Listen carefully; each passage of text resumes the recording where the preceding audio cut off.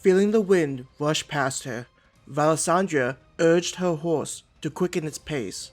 She couldn't believe that the Empire was making them move so quickly, considering the rapid approach of the next overflow taking place in the next couple of years.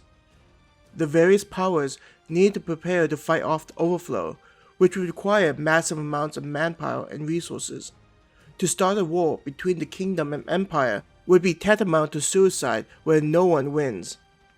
She remembered the last overflow that occurred when she was a little girl. Just like any girl, Valsandria was playing with her dolls, pretending to live in a palace with her Prince Charming. The other children often made fun of her, telling her that she was ugly and what prince would ever want her. As the other kids were laughing at her, the sky turned scarlet as if it was bleeding. For the next couple of days, the villagers were scrambling around, scaring her because no one was explaining what was happening. To this day, Valsandria still remembered the sounds of screams as monsters and demons ate villagers. They came like a flood, invading the village and devouring everyone. Without warning, she was lifted up by her mother and taken to a hole that was created under the house. Looking up at her mother as she was lowered down, Valsandria still recalls her mother's face as she said, "My beautiful little girl, Mommy will always love you. Remember to live a happy life and meet someone special. Mommy is sorry that she can't come with you, but she'll always be watching over her special girl." The next thing she remembered was being draped in darkness and the screams of her mother. "Lady Knight, we will be approaching Leaf Village in a matter of minutes. With the forces we've gathered, many of the students at the academy, I don't know how much we'll be able to help, aside from assisting in the evacuation," William, her second in the disciplinary committee at the academy, said. Pulled out of her thoughts, she looked back at William and yelled, "We can at least buy the village precious time to escape from the forces sent by the Empire. Why do you receive such training and benefits if not to lay down our lives for those unable to protect themselves? Now stop talking, unless you want to bite off your tongue." William's expression looked grim as he thought about the task ahead of them. All of the trainees understood the likelihood of them surviving this encounter, considering how there was barely 200 of them. Valsandria cursed at how cowardly and indecisive the upper nobility was. When everyone learned that the Empire was invading them with a massive force, the nobles immediately thought of how to protect themselves. Even after learning that the Empire was heading towards Leaf Village, a decently sized place, none of the nobles thought about the protection of the commoners living there. When Valsandria heard of the invasion force, she tried to convince the student council president to send help to the village. The academy was meant to be a neutral power within the kingdom, a place where both commoners and nobles were allowed to learn as long as they had the ability. If compared to the size of a population in the capital, the academy would be about half the size. With all the departments that existed in this one location, they were able to be relatively self-sustaining. This practical experience allowed students to prepare themselves for working in the real world. Knights that trained at the academy were often some of the best knights in the kingdom, even being able to join the king's personal forces. Seeing that the academy wasn't going to do anything, Valsandria gathered as many knights as possible and dashed towards Leaf Village. Regardless of how many enemy soldiers there were, she would not abandon Leaf. Off in the distance, she could see a raging sea of flames in front of the village. Did the Empire already reach Leaf Village and begun firing magic at it? "Pick up the pace. It looks like the Empire has reached the village. When we reach the village, instead of engaging enemy forces, we will help the residents with evacuating. Remember, we are Knights of the Academy," she yelled, trying to motivate those following her. Her classmates behind her cheered. Changing directions to head towards the entrance facing away from the attack, they increased the pace of their mounts. A part of her was worried about whether their mounts would be able to continue, though these that were raised at the academy were known for their high stamina. Seeing residents fleeing, willed herself to move faster. Some guards were assisting people with loading belongings onto wagons. Reaching them, she quickly dismounted and approached a guard who looked like he had authority. "I am Valisandria, the Lady Knight of Illumin Academic City. We have come to assist in the evacuation. If possible, I would like a report of the current situation so that I can properly distribute those who came with me." Initially, the guard looked annoyed at being interrupted, but after Valisandria had introduced herself, his expression brightened. From the looks of things, the guards desperately need help. "Ma'am, we have successfully evacuated about a quarter of the village population. There are many businesses located there, and the various owners are keen on bringing along as many of their wares as possible. This is taking up many of the guards who could be assigned to different tasks," the guard said, feeling frustrated by the short-sightedness of people, especially merchants who were more worried about their profits. "What about the attack by the Empire forces? How many casualties were there?" Valisandria asked the guard. "I don't know about such attacks. I am continuously getting conflicting reports about the enemy forces, and none of the people I've sent out to confirm these reports have come back." "How could you not know about that? We saw a sea of fire in front of the village as we were coming here," she exclaimed. Turning to William, she ordered, "While I check on the status of that attack, I want you to begin assisting the villagers and getting them out of here. Do not, under no circumstance, support those foolish merchants. We are not here to help them save their inventory." Seeing William salute her in acknowledgement, Valisandria headed out to where the attacks were seen. As she traveled through the street, she saw many people fleeing towards where everyone else was. The only problem was that Valisandria didn't see any damage done to the buildings. With the intensity of those spells, she would have thought that some of the houses would be on fire. Nothing was adding up, and this made her nervous.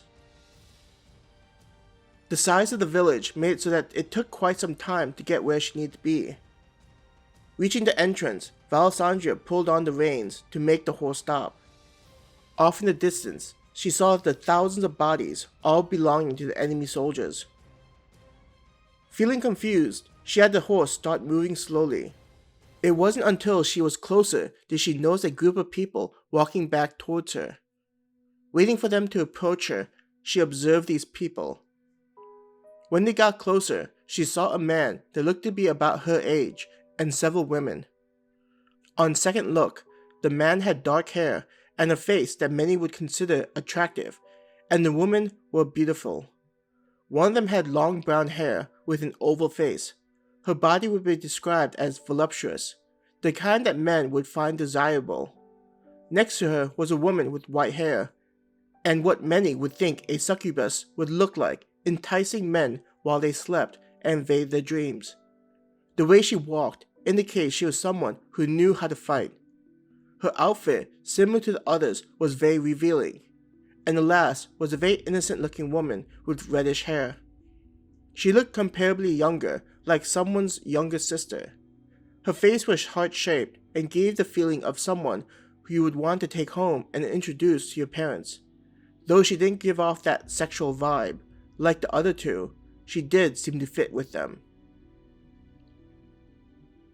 "Identify yourself," she commanded them. It was suspicious that people were walking away from several thousand corpses, looking like they were going for a stroll. The man smiled at her, looking very childish, and asked, "Is it not impolite to demand the identity of someone else before introducing yourself?" Though he looked like someone of similar age, he felt like someone that had authority the way he carried himself. Blushing in embarrassment, Valisandria said, "I am Valisandria, Lady Knight of Illumin Academic City. My forces and I have come in response to reports that the Empire was invading the kingdom. Now who are you all, and what happened here?" Her tone conveyed her annoyance at not being given the information she requested. "I am Han, and these are my companions. You no longer need to worry about the invading soldiers. Now, you mentioned an academic city? The man said, sounding intrigued. What do you mean that I don't need to worry about the soldiers? Where did they go? Did they change directions and head to another town or village? She demanded. As you can see, these are the men that you are talking about. The man called Han informed her as if this was such an obvious thing.